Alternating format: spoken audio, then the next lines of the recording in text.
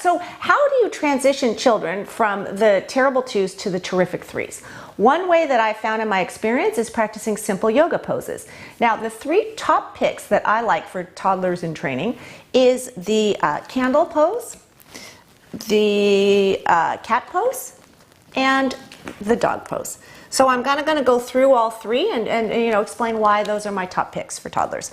So first, the candle pose. It's a good way for kids to transition from what they're doing before they do their yoga practice into actually practicing yoga. So they bring their hands in front of their heart and just take a deep breath in through their nose and out through their nose.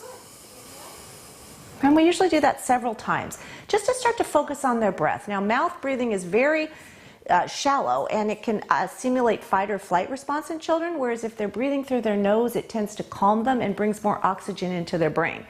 Now, the second one that they can transition right into is the cat pose. Now, the cat pose, they're on all fours, and they just simply kick one leg back.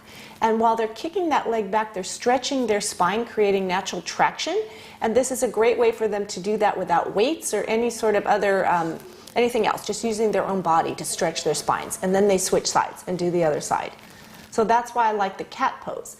And the third one that naturally flows into that is the dog pose, also known as downward facing dog for adults.